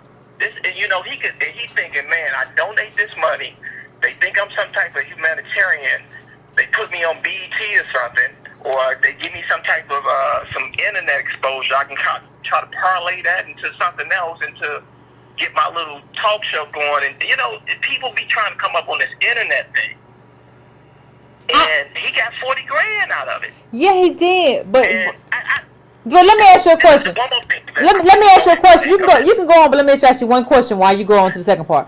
Do you think he was thinking about that when he was recording the video? No, when he was recording that video, he was thinking about trying to go viral. He was clout. He was thinking about trying to get popular. Period. He was thinking about how many likes he was gonna get. He didn't care about that job. He was thinking about likes. It's 2018. He was thinking about, oh man, there's something going on in my job. I'm gonna get some likes off this. This gonna go viral. I'm gonna be popular. I'm gonna have my little 1 week of fame. I might be on people might want to interview me. Whatever. He was you know what I'm saying? He knew he was recording something special. But he said that he wasn't. He said that he had no idea that this was gonna go. He said that his last video got 2 likes, and he had no idea that this was gonna go viral or go popular. And I believe him. I don't think he had any idea what he was doing. He might have did, but I just think it shows the lack of care for that job. And I think because my brother worked in kind of jobs where it's kind of like, they send you to these different factories. You might be here for 3 weeks, then you over there. But I would totally agree with you. If this was like one of them good jobs, one of them good, you know what I'm saying, them good old school factory jobs. Like these factory jobs, I bet you if I would have walked in and said, Antoine, here go $1,500. Let's just quit right now. We're about to go smoke some blunts. He would have did it. I bet you. I hope not. I'm telling you. Because, they don't care. That's why I would have got up out of But there. how do you not care? We're going to go get it. But here's the thing. I don't think he knew. Now see, I don't think he was chasing clout. I don't think he knew. I don't think he had any idea that what he was about to do was about to go viral. I think he really felt like, man, like if you listen to his words during the video, he's like, man, I can't believe it. The Migos serious. The Mexicans is out here. Like he really was like looking up to them. He cared more about recording that video than his own job. So that, you know what that speaks to? That speaks to how these jobs, even the jobs, ain't really worth nothing. That's what that speaks to. Because I bet you he would like, if he would have a good job, like, boy, y'all better shut up, let them run off. But these jobs, I'm telling you, these jobs, I don't think a man, and Antoine said he went to pick up his check because his rent was due. I don't think a man whose rent was due and obviously didn't really have any savings because he said I had to go back and pick up check because my rent was due. He didn't say I was going to use my savings. I don't think a man whose rent was due was recording that because he didn't care about the job. I don't think he anticipated it was going to go viral, and I don't think he anticipated he was going to lose his job. I disagree with you, friend. I don't think he ever thought he was going to lose that job. I think that came to a total shock to him. Go back and read that Jacobin article. I'm speaking from a super boomer hood black person who ain't paid rent since 2007. So I might be the wrong person to even speak on this because I'm speaking from a boomer super hood perspective. But do me a favor and go back and read that Jacobin interview. And tell me, when you call back in next time, tell me if you really think that he intended to quit that job or if he just did some stupid stuff. Like, I want you to just go back and revisit it for me. And if you still believe it, we just disagree, that's fine. I will. I just want to throw just a different perspective. No, I appreciate it. It's fine. Yeah, I know. It's no problem. All right, appreciate it. What is that, thank you, fam. What is that, that Shannon Sharp meme that went around 2 weeks ago? Ain't no problem. It ain't no problem if you disagree. Ain't no problem with me. I'm going to 918 right now. 918. I'm coming to you. What is your name? Where are you calling from? And what's on your mind? Oh, holy smokes, I got on. All right, you can call me Ren. Ren, like Ren and Stimpy? The cartoon? Oh, no, I knew it was like Ren the bird. Okay, That's okay. my middle name. Okay. So people don't know who I am. All right, what's on your mind, Ren? But I would agree with your first or second caller about a lot of the immigrants getting these jobs. I'm kind of new to the construction field. Because I decided to get into that to try to be able to pay for college. I want to use that as something I can do as a skilled trade, work that, help pay for college, because I plan on going back to college. Uh-huh. But I noticed that it's not too many of us in the construction field. there's a hierarchy going on. I noticed it. It's barely few of them. Every time I see them, I want to run up to them and be like, "Oh my God, it's you! It's us!" But I noticed there's always the white people being the overlords, the managers, and they will always just hire Mexicans. Always. There will be a few blacks, but like I would say 10 or 15 to one black person I would see there'd be that many Mexicans or white people. Yeah, I mean, it was just terrible. It was disheartening for a young man that I'm 26 and I'm trying to get into this field. I will do anything. And I noticed when I had this one job that there was another kid that he was a Mexican. He was born and raised over here, probably second or third generation. But we were at the same starting point, and it ended up me losing my job, even though I was a little bit taller, I was a little bit wider, but I could say I was stronger. We were both willing to do the same thing, but him and this Puerto Rican dude that could barely speak English, they ended up with the job. It just hurts, man. It hurts. I'm like, man, what? And I even noticed because we worked in upscale buildings and houses that a lot of them are integrated into some of the jobs that some of our grandparents and parents, well, not parents, but grandparents had, like maids. A lot of them are the maids. They're taking all the jobs that we used to have. Yeah. I used to be one of those people that you believed, oh, no, they're just out there picking fruits and doing all this grunt work. No, they're taking good construction jobs, too. And I just it just surprised me. What jobs did we used to do? Republicans, they're taking our jobs. I'm like, no, they're taking our jobs. Still in those fields.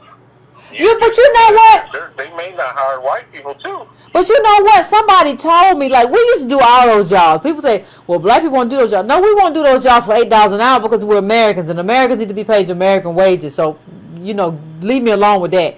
But somebody told me, I didn't even know it. Somebody told me in Georgia there's an apple orchard that has a bunch of white boys. Like, so this idea that like American workers won't do those jobs. No, we won't do those jobs for third world wages.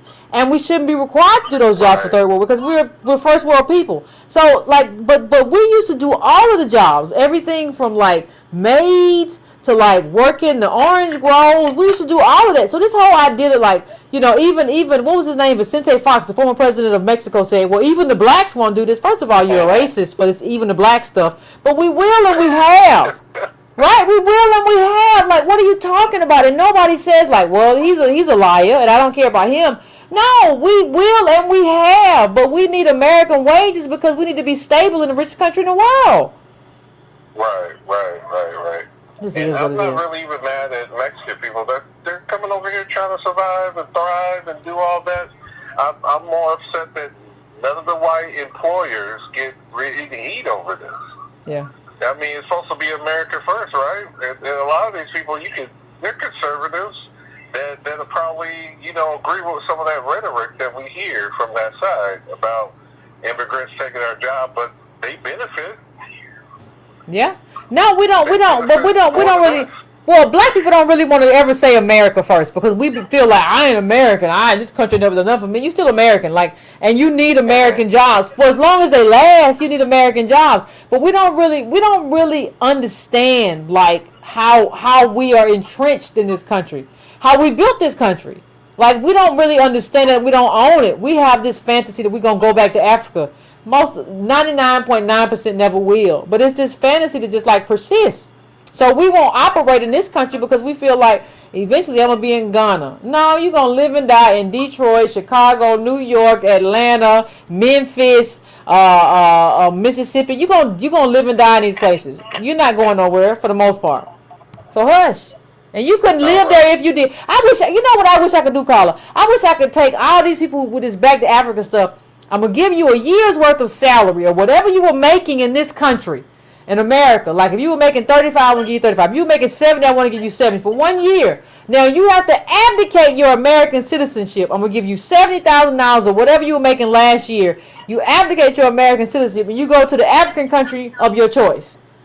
And they would all be dying. I can't. They got blackouts and they ain't got the sewers right. You don't realize that like how much you are acculturated into Americana until you leave. And I would like to make it too late. Just me. Thank you, caller. Yeah, I'm still learning Go ahead. that too. There's one more point I want to make before I'll let you go. On Twitter, I tried to link you in. I think my name's like Mr. Inferno or something like that on Twitter. I know you probably get attached to many things on Twitter because, you know, Breaker Brown, I know you're a hot topic. Making people mad really. all the time. Not really. But I ran into some bootstrappers because I was responding to a tweet because this young girl said something about white people being able to get $50,000 from their grandparents, but black people, we have to feed our grandparents sometimes. I retweeted that. I saw that tweet. Right. And then I seen a bootstrapper. I decided, okay, I'm going to respond to this guy because he's like, you know, financial literacy, you know, we need to do this. I'm like, you think hundreds of years of discrimination can be fixed with financial literacy? Really? Yeah, they just say the same thing over and over again. I got all kind of heat. I'll go back and look at it, mention it to me. Yeah, but these people, I mean, so many of these people are just so stupid. Like, it's just like, but see, the thing is, like, you know what you need to ask these people? What's the last book you read? What's the last report you read? Like, just ask them off top. Like, what's the last report you read? Okay, you ain't read. What's the last book you read? So what are you debating me for? Like, what are you debating me based on? Your own anecdotal little, I climbed a mountain. No, nobody want to hear that. That's nonsense. Like, you don't understand the time you grew up in. You're just ignorant. And see, part of the problem is, caller, is that nobody's ever called these people ignorant. It's just like you don't know what you're talking about. Because people want to be like, well, I want to be respectful. No, you don't know what you're talking about. And I'll tell you that right to your face, square on, and just look at you. And just shake my head. It just is what it is. Right. Well, so I appreciate you calling. Thank you for calling in. No I mean, it's like this. What the immigrant, you know, people don't understand.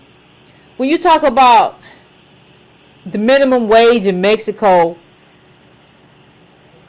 they aren't like coming over here fully. You got, you know, they cut the floor out in the first world and take the pieces back to Mexico. So there was a great article I think I shared about a year and a half ago about how migrants come here and from Mexico, and because of the peso dollar ratio, the dollar's worth more in Mexico.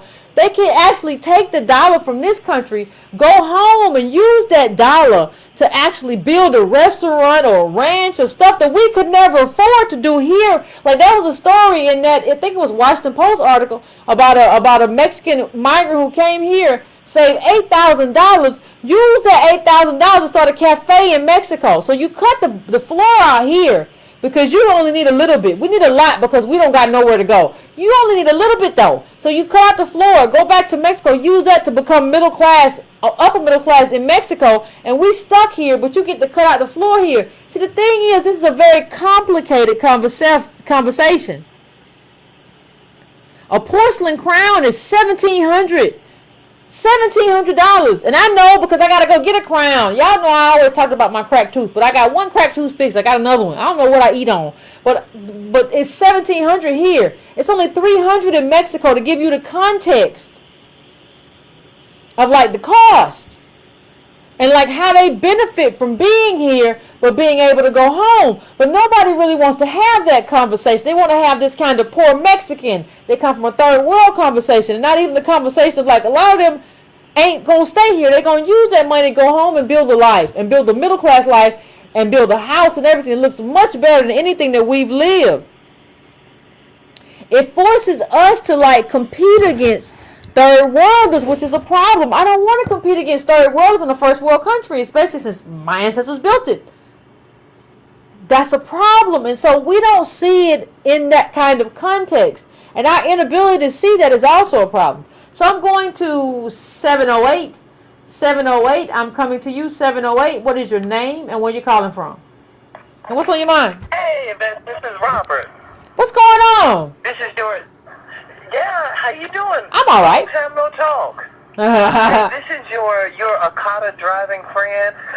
Okada driving? Oh, my word. No, sorry, not Okada driving. Your Igbo driving friend who was told that, you know, about all of the women who go, you know, yada, yada, yada. Oh, my. You don't remember that conversation? I do. I remember it. I recall. Oh, yeah.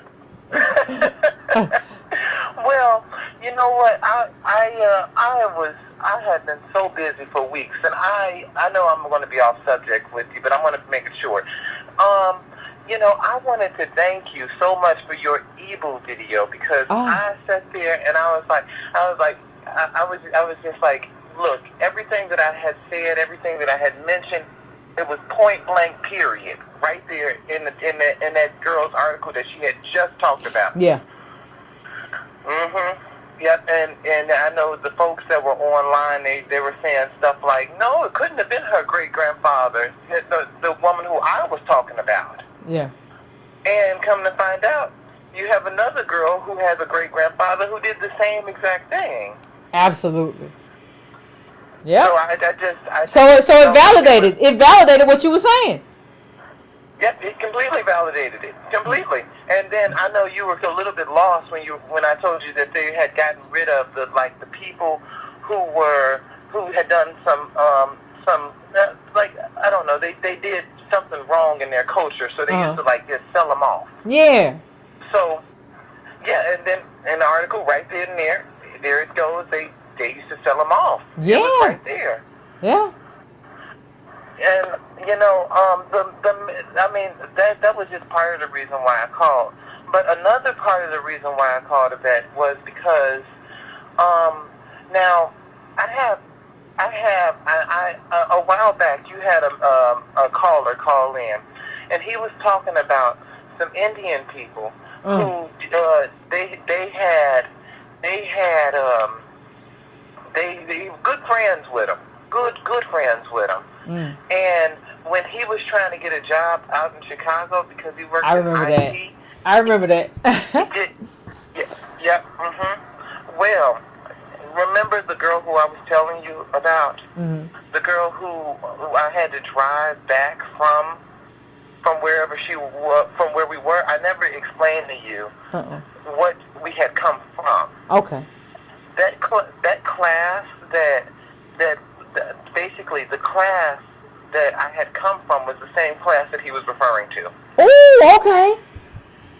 Yep, what happened was I met this African guy, and this African guy introduced me into this class where this Indian man is teaching the course. Now, I make about, because of him introducing me to this Indian man, I make about $30 an hour. Okay.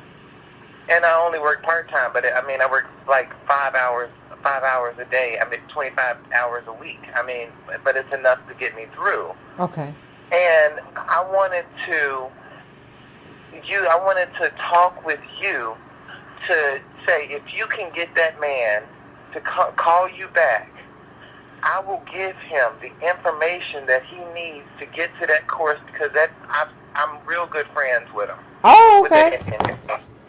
Okay. And you know, I'm close with him. Like I said, I'm a people person. So like, if you can get y'all both listen, you gotta email me at editorbreakingbrown.com, and if this person you know who you are, email me at editorbreakingbrown.com, and I'll hook everybody. I'll connect people. Cause look, I gotta help my descendants of slaves here.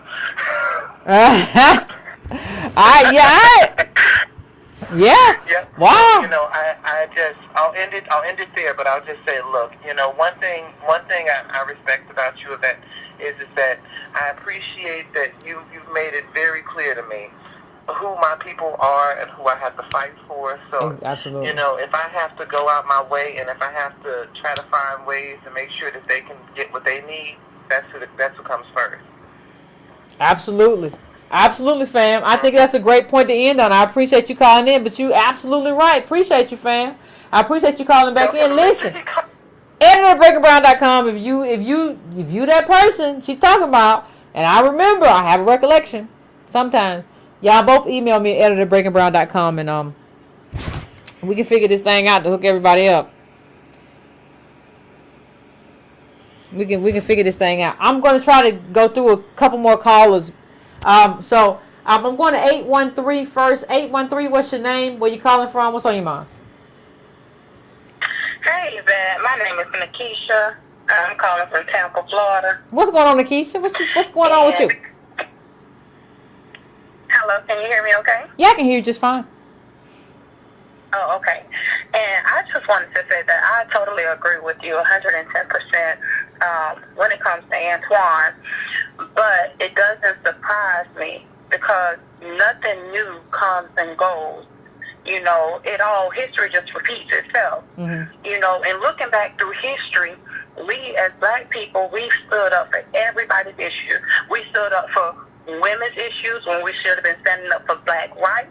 We stood up for the LGBT community when we should have been standing up for our own rights. Mm-hmm. We're standing up for them during a time where our brothers and sisters are being slain by the same people that were set to protect us. You know, but it doesn't surprise me because it seems as though other people's issues matter more than our own issues. And it goes back to slavery, and it gives us a feeling of being a part of something. You think that's what it is? Belonging, a sense of belonging, you think that's what it is? Exactly. Because we devalue ourselves. So we devalue ourselves, and we have other people devaluing us as well. And so when you think about that perpetual voice in the back of your mind, and when you stand up for other people, you get a sense of fulfillment. You know, psychology teaches you that you get a sense of fulfillment. Okay. And so it does something. It causes that adrenaline to rush. It causes that, you know, psyche in our bodies to, you know, to have some type of reaction. And we feel fulfilled for just a moment, not realizing that who has us? You know, who got our back? Nobody. You know, like you were saying, okay, so now he lost his job. Who he gonna go to? Nobody. What job? Who got a job? Do the Mexicans got a job to put him on? No, they ain't got none. No. They needed this job. Exactly. They needed this job, and that's why they fought for it.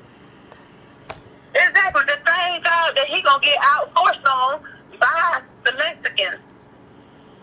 And you know, like at the beginning of the week, the topic is so, you know, on time because a friend of mine actually stood up at his job, and nobody stood up with him. And he was a black guy, but everybody else is, you know, white. But as soon as they got from inside of the room with the big boss man, then they wanted to come up and tell him, "Oh, okay, you was right. You did great. You was right, and you." Yeah, they was right. Oh yeah, you was right. You know, the drivers do go through this. But what was your voice at when I was inside the room?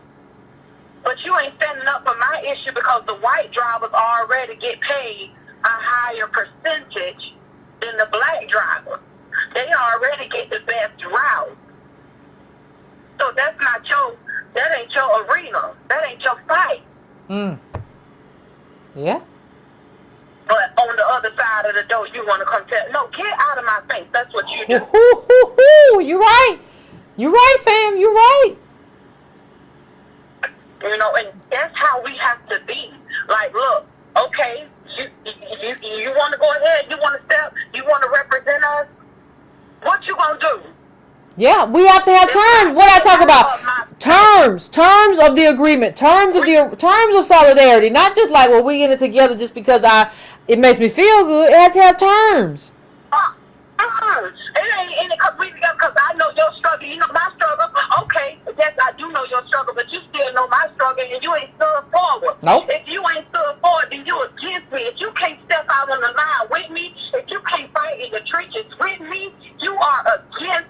Absolutely. Absolutely. You ain't said nothing. You ain't said nothing. Listen, let me tell you something. You ain't said nothing that any kind of military tactician has never said. You ain't said nothing that any kind of political tactician ain't never said. Everybody seems to understand that, except for who? Descendants of slaves. Yep. Because we too busy playing chess. Meanwhile, they put Obama in the house to round us down, to shut us down. He ain't do shit. Ooh, No. He ain't do nothing for us. No. He never intended He to. ain't do nothing. But even before he didn't do nothing, fam, he wasn't a member of our group. We didn't even understand enough to understand, like, he ain't a member of our group. He's not a member of our group. Kenyan, white, he's not a member of our group in terms of that. Yep. Raised in Indonesian, Hawaii. Remember, exactly. You know, you got two kind of black people in white people's eyes. You got the ones that they don't deal with, and you got the ones that are acceptable. Oh, yeah, Jackie, she can come over, because she controls herself. She's well spoken, she's polished. Polished. I love that word. And Obama was one of those type of people. Yep. I agree. He stood up a little bit, he talked a little smack, but what was your action? Mm-hmm. I agree. Thank you, caller. I agree with you. I agree. You can get no argument out of me. I'll let you have the last word. Thank you. Thank you. I appreciate you. And you have a good night. And, you too. And thank you so much. You keep doing what you're doing. Appreciate you, fam. I appreciate that. And to the point that she made, let me just put this up. And this is kind of my problem with intersectionality in terms of LGBT women, whatever. Meet the world's LGBT billionaires. And let me ask you a question. When you think about, everybody gets discriminated against, Yvette. First of all, how long is your list of DOS billionaires? But the second thing I want to ask, do you think that these LGBT billionaires hire more DOS people or better employers of DOS people than, let's say, their heterosexual counterparts, their heterosexual white counterparts? I don't even have to say black because we ain't got but two? So do you think so? Even Oprah has a mostly white staff. Do you think so? So what is the benefit of seeing this whole where we're all minorities? Do you think we're on the same page? Or do you think race is the most consequential thing to your life, my life? Because it is. We just have to understand that. And I can't help nobody. I really can't. I'm doing the best I can to help everybody understand it. I don't know what to do. So 301, I'm going to, looks like I'm trying to go to two more calls. 301, I'm coming to you. And I'm going to try to keep it concise, everybody. What's your name? Where you calling from, and what's on your mind? Yo, this is Supreme. Can you hear me? I can hear you good. What's going on? Yeah, what I wanted to say, first of all, I'm Supreme. I'm calling from the Bay Area, California right now. That's where I'm at. But what I wanted to say was, we the only group of people, in reference toward Antoine, right, that have a system set up to go against whatever it is we trying to do. And I think what happened with, we have a system in place, it's been in place since the European got here. He came with that system. It's set up to keep us divided, to keep us showing empathy toward him no matter what he did to us or whatever like that. When one caller called in and he was saying something toward, to the effect of, he was trying to come up, right? Yeah. First of all, he worked for a temporary agency, so if he gets fired from anywhere, supposedly he worked for a temporary agency. I don't know that or not. But I think he said that he would get fired from the temporary agency, not that job per se. You know what I mean? Yeah. It's not like where he would be able to go somewhere else to do whatever. But the point that I was trying to get at is that, we're the only people that have a system set up to keep us in this groove that we're in, right? Yeah. When I seen the video this morning, when it was live, I was like, he's going to get fired.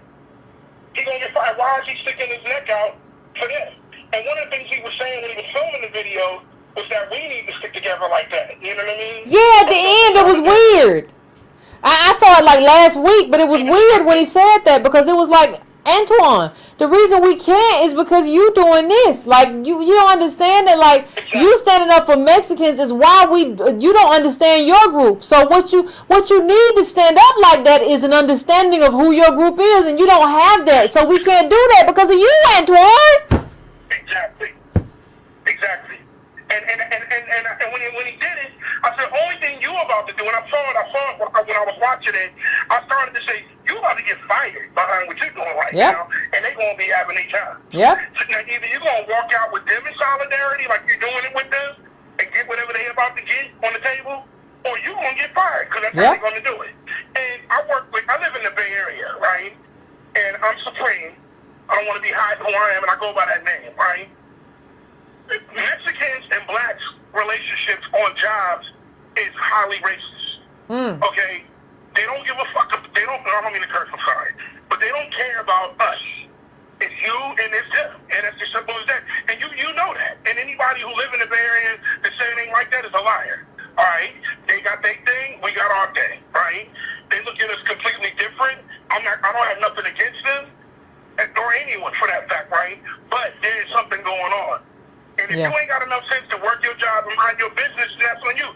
I don't think he had some diabolical plan of going viral and setting up for some GoFundMe account. You understand? Because first of all, and if that was the plan, the number would have been 150,000 or something like that for the number for his goal. You know what I mean? But the point I want to make outside of the fact that we have a system set up to go against whatever it is we're trying to do. And a lot of people get caught up on social media and they don't really understand that we live vicariously as black people through other people's lives. And that's where that term from, I'm going to be all right, because they don't watch Blackish or they don't watch Jay-Z or they don't watch some superstar celebrity, LeBron James. They think that they're going to be all right, but they don't know that those people are hand-picked, selected tokens to do what they do. And the odds of you being in that situation that they're in is like hitting the lottery. And they need to accept that. And I want to thank you and Tone for pointing out how messed up financially we are, as a group of people. And when you know those numbers, you're going to mind your business until the right team is behind you. Yeah. You know what I mean? Because we not doing all right. We in debt. We don't have money. We not rich. No matter how nice, and we known to dance and sing and look good when we go out, but we really all broke as a group of people, as a nation. I was in the airport one day and I was looking at the size of the engine on a plane and how the plane can stay up in the sky. And I was saying to myself, I was like, look what they doing. This is what they building. We don't really own a whole plane. We don't own that plane that Kevin Hart had in that movie. We don't own nothing. We don't own any industries or anything like that. So in order for us to change, we have to change the way we think. But what people don't get, the trickery is in you pulling out your cell phone, filming stuff that ain't none of your business, and then acting like you're doing something in solidarity to somebody that ain't even connected to you. Now, one of the Mexicans gonna make him a burrito tonight. Just a bowl of rice and beans. Nothing. He on his own. And that's really something I wanted to say. And I also wanted to say thank you very much. Although this is a long fight, that you have in front of you, you'll probably die before you've seen the success of it. It is what it is. Because, you're not going to be able to unplug a lot of people. A lot of people want to stay asleep. Yeah. You know what I mean? And the people that we need, the amount that you need.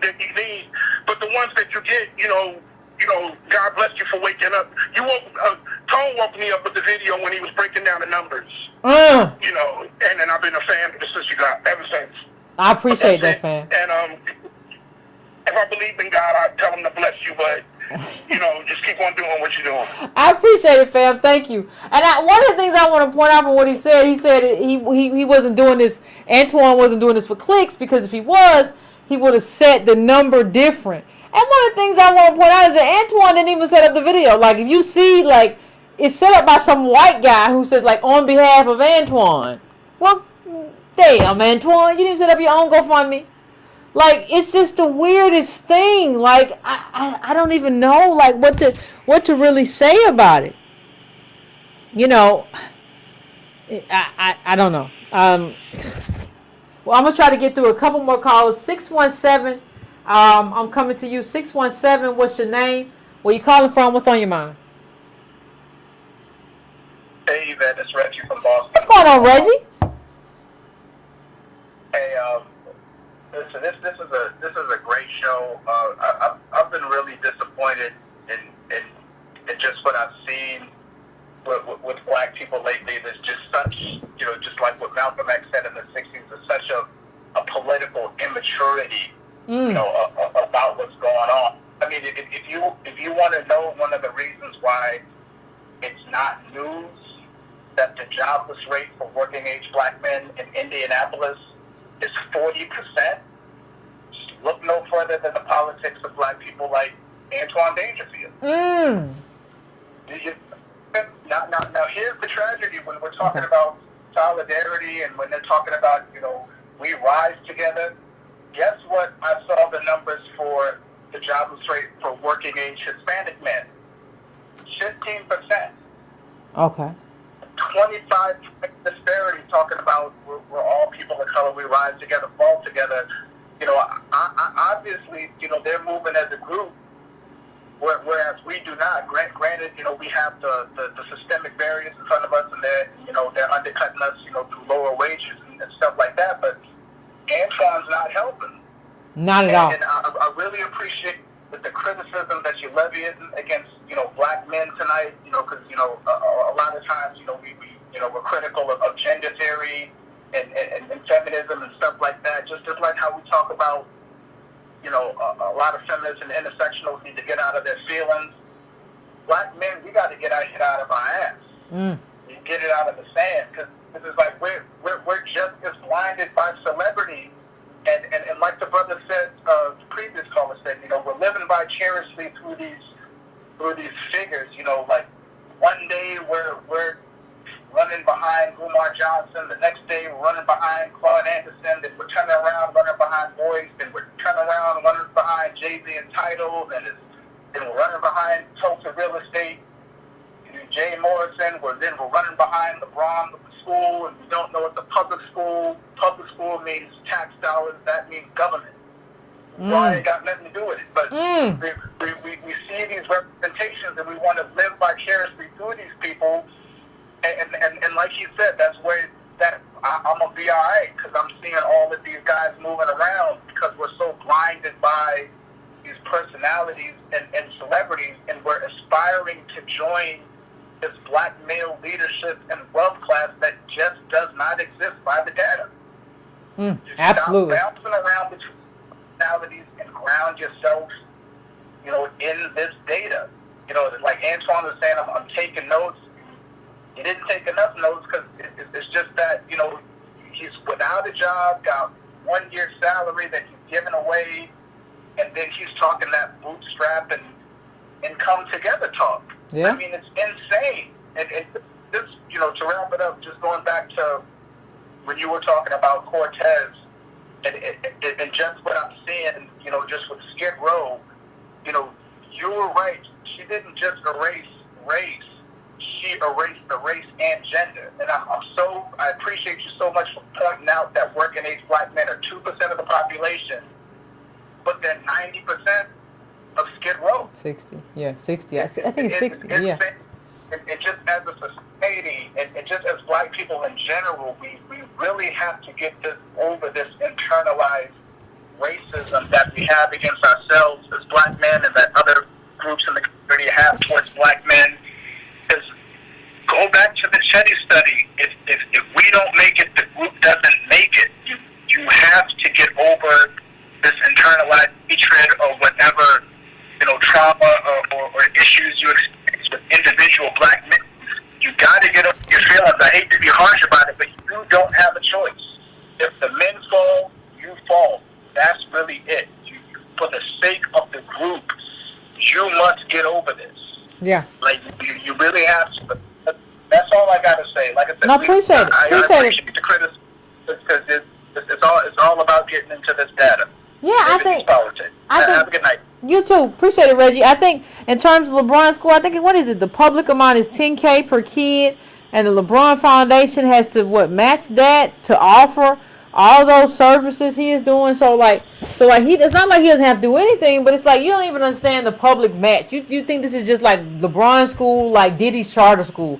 You don't even understand the what Reggie's point. You don't even understand like how these things match and go together. You don't have a clue. You're just like, it's LeBron. You don't care that, like, what it really is, and like the public and private match. We don't know. We just be talking, like, because we like to see him play basketball. I've talked about this before. You're just a mutant. You're just a mutant. Like, if you see a small person, who suffers from dwarfism, you don't just run behind them. It's just so weird. But I'm gonna take my last call. I'm going to 234. What's your name? Where you calling from? What's on your mind? Good evening, Miss Yvette. How are you doing tonight? I'm doing all right. How about you? Not too shabby, my dear. I just wanted to talk to you about the topic for tonight about Anton. I had seen the video on Facebook, and at first I was laughing at it, and then I had to stop myself and think about what this man was actually saying in this video. Because you sitting here watching all these people literally walk out the building, and you just sitting there videotaping this like it's a joke. You on the job supposed to be working, and you sitting here videotaping this, and then you can't understand why you lost your job. What was the point of videotaping this? Don't say, well, if we all got together as black people and kumbaya. Here's the problem. We got so many people out here nowadays that want to glorify Facebook, that want to glorify Instagram, that want to glorify Kick, want to glorify all these things, and not realizing that when you put certain things out there, you can't take it back. Not only that, you have to take into consideration the content that you're also putting out there as well. Now, he had a service to say, like, hey, look, these dudes is out here doing this, do them, do you, boo-boo, cool, do you. But the fact of the matter is, you as a black man, you still have to do you and take care of yours. So how are you taking care of yours if you too busy worrying about what's going on over there? And too many people are too busy trying to glorify what's going on somewhere else and not worried about what's going on in their own house.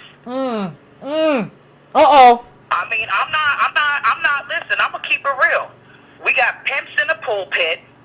We got our daughters out here acting like they ain't got a lick of sense. God gave a gnat. And I'm going to go there and say a gnat. And then you got black boys that don't understand. They got targets on their back. And then you got black men like Antoine. I don't know this man, and I'm not trying to hate on him, but your actions speak louder than words.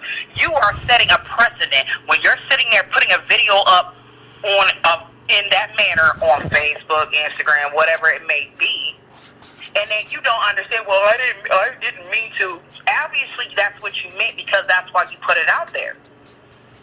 And then when young boys see something like this, and then they think, oh, it's cool for me to do this, let me go ahead and jump on that bandwagon. You can't jump on everybody's bandwagon thinking you're going to get the same thing that he got.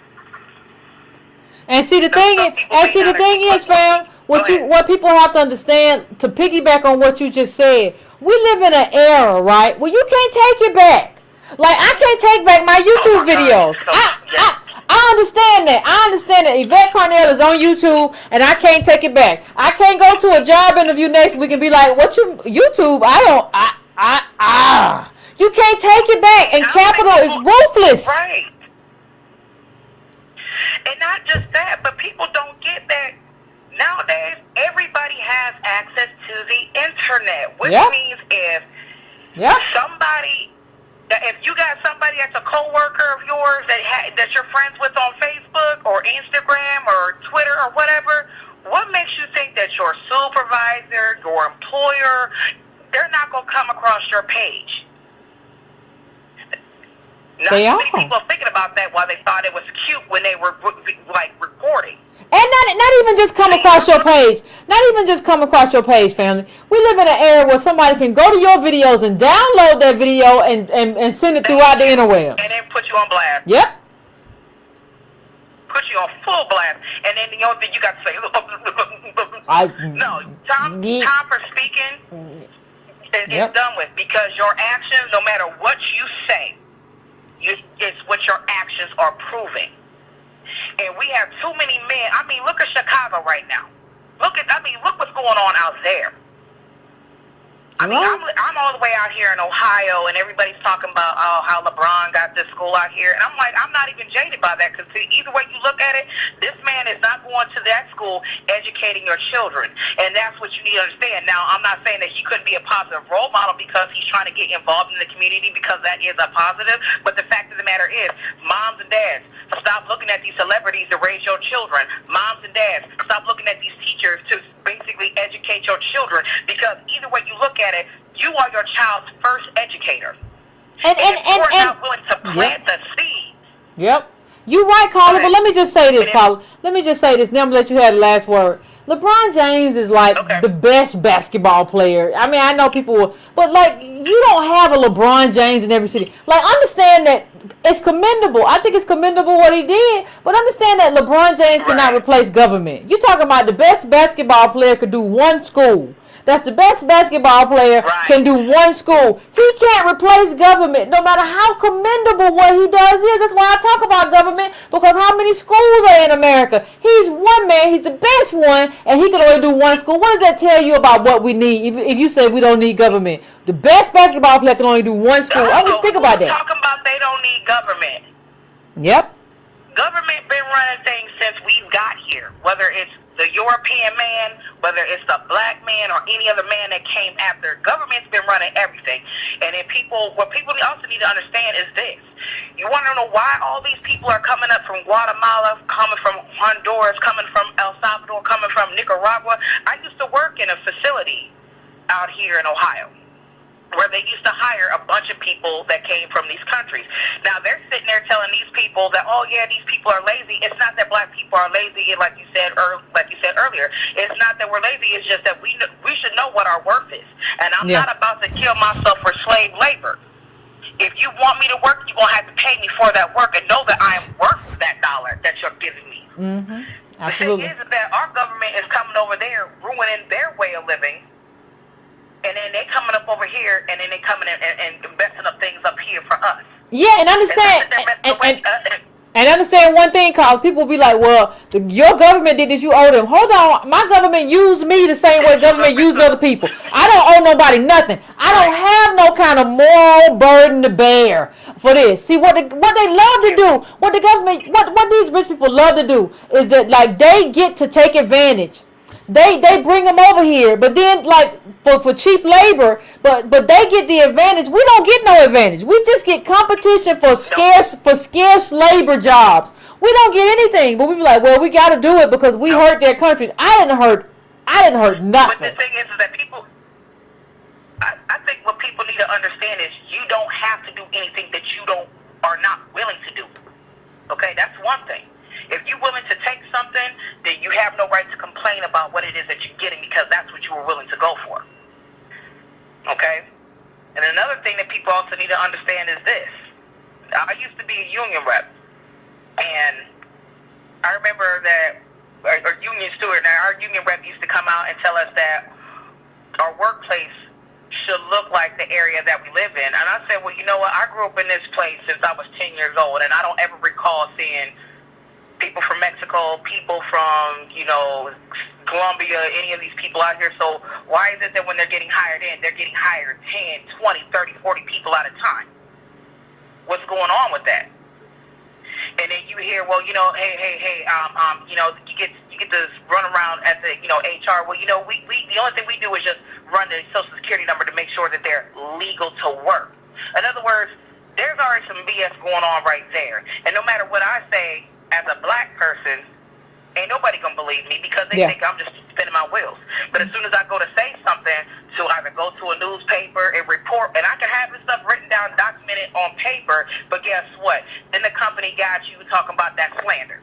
About you. I agree, Carla. Slander if it's really going on. I agree, Carla. I want to thank you I want to thank you for calling in. I appreciate your call. You fired up. I appreciate you.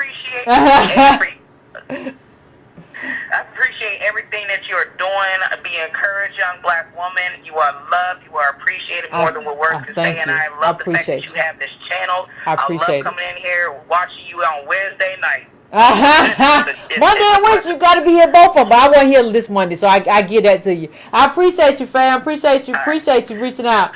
Yeah, that just is what it is, fam. I mean, I think I hope we continue this conversation about what it means to have solidarity. You know, you got to understand, it was LeBron's foundation of 120 donors and Akron Teachers Union that made this possible. Like, this is a big deal. And so, like, we don't even understand what goes into making something possible. We think it's like, he's a basketball player, that's Bron. No, like, we don't understand. Like, it's almost like, you know what it's like? I'm going to just end with this comparison. Just pop to me. It's almost like I have some control over my body, right? Like, if I want to lose weight, if I want to gain weight, you know, if I want to lose weight, I decrease my calories, let's say by 500. If I want a day, if I want to gain weight, I'll increase my calorie count by about 500 a day. I can gain weight. I know I can control that. And so you'll have a do for self, or somebody said, well, you can control your body. You see how you did that with weight? You can control your body. Do you know how many millions of processes that go on in your body that you have no control over? Everything from your heartbeat to all these intestinal processes, how your muscle builds, and there are a lot of processes, internal processes that go on in your body, millions of them, if not billions, that you have no control over. But the idea that you control, because you can't have some control over your weight in terms of your calories, people are like, well, you have total control over your body.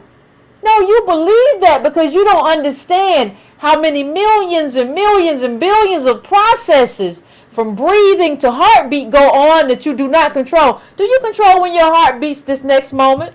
Do you control the air that you take in this next moment? Do you control how that air is filtered in your body? Do you control how your kidneys filter the liquid that you take in? Do you control, what do you don't control your body? The idea that you control your body because you can control losing weight and gaining weight is kind of akin to way people think that we control everything in terms of like America or like our own economy. Well, if black people would just, like when you hear a person say if black people would just walk away, this is over. So I want to thank everybody for tuning in and coming in to do this politics. I appreciate it. I hope we can continue to do this and continue to just have some kind of self-interest.